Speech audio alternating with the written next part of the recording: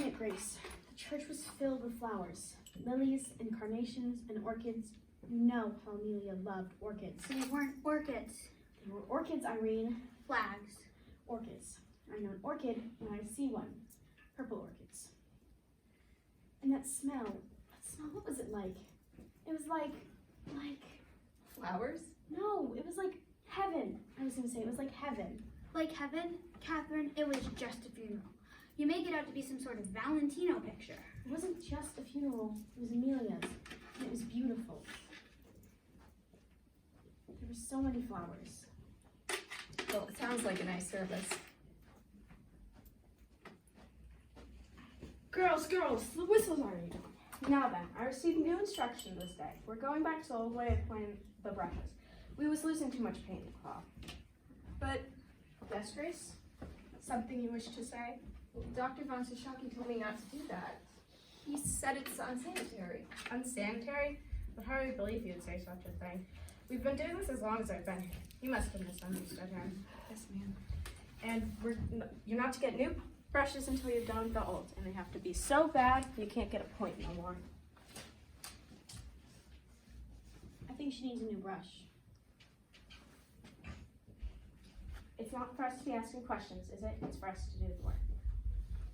I have my instructions, girls. I have my instructions. Here's an instruction for you, McNeil. Put some of the starch out of your corset. Was she at the service? McNeil, are you kidding? Do you think she'd cross the street for her own mother? Most everyone else was, though. You was about the only girl from the whole floor who wasn't there. Well, I wanted to come, but Ma was working and I had to watch the little ones. You could have brought them. All 7. Well, if it was me, I'd try to get there. Just lay off. Ray feels bad as it is. Many of the fellas there? Oh, yeah. Loads of fellows from downstairs. Mr. Ross from the front office, Dr. Monteshaki, Mr. Reed was there. And he left early. So, they're all the same. And Grace. You know that fella from Crystallizing? The one with the red hair? He was there. You know who I mean. The tall fellow with the freckles? One who's always snapping his fingers. George. It's Jared. I think it's George. It's Jerry Mallon. He's the one who was always talking to Amelia in the day room. That's right, Grace. When the mass is over, he gets up and he goes to the coffin. Like this, he goes, No. yes. Really? Really? Oh, for pity's sakes. Well, he did. Nobody could believe him. So what if he did? So what? He's in love with her, that's so what. Don't you think so, Grace? I guess he must have been if he did that. Can you imagine if he loved her and never told her? Because he was so shy and she was so beautiful. But it's too late. Their love is forever thwarted.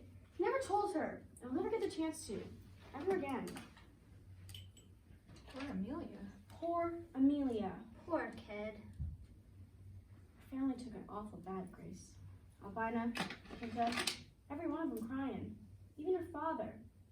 I never saw a man cry before, not like that. Just bawling, like a baby. And you know why, too. Because their daughter had died. Because of what she died from. Irene, don't go spreading stories. It's not a story. Albina told us. Nobody Grace shouldn't know. Know what? Know what? Oh, Amelia? Ain't it awful? Albina said her father was fit to be tied to. 6 girls at home, and ain't none of them ever going to a dance again.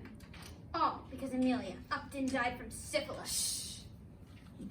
Can't help it if that's what she died from. You don't know that for sure. It was on the death certificate. Anemia and complications from syphilis.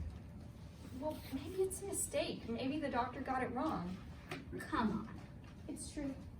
The doctor's wrong about on Ivy. What's Mama got to do with this? Irene, don't you remember? Up until the day she died, doctors said on Ivy would be fine. Take up a tea, he said. Gotta get a nice rest, he said. And 2 days later, he was taking her to the Rosedale Cemetery. Girls, your attention, please. The gentlemen are here to make an announcement.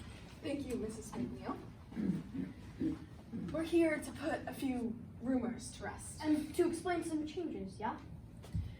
As you may have already heard, Dr. Von Shishaki is stepping down, and we would like to take this opportunity To make with goodbye. And Mr. Reader has kindly consented. Some of you girls I've known since you were little girls.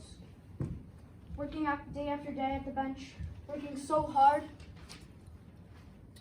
When this company I start in my kitchen, mixing up the paints, I knew I found something miraculous. Something to make life better, easier. And now what do I read? Thank you, doctor. Yes, thank you, doctor. Now, girls, the doctor is a busy man and must be on his way. So let's wish him all the best in his new business ventures. When Mr. Reader came to this company 4 years ago, I saw in him a man of great enterprise Thank you. and great ambition. Thank you. Little did I guess the direction his ambition would take. Yes, With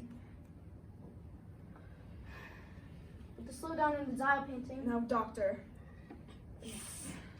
what the doctor is referring to, some of our larger companies are setting up their own studios.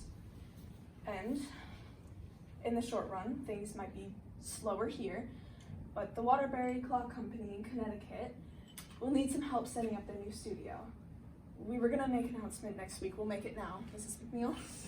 Well, we'll be asking some of you girls to go on up there. The work is supervisory in nature, which means more pay. You had some girls in mind? Louise Conlon was one, Sarah Deutsch, Lena McCarthy, and Catherine Shaw. I have a whole list downstairs, so I'll post it today. Fine. There you have it, girls. As we're all on the clock, we'll let you get back to your work. Back to work with you, girls. You're gonna do it, Catherine? You gonna take the job? Would you, Grace? I don't know. That's awful far from home. Well, Tommy would have a fit. Come on, it'd be fun. Wouldn't Irene? Irene? Irene, honey, are you all right? yeah, sure. Why wouldn't I be all right? What? Your mouth, it's bleeding.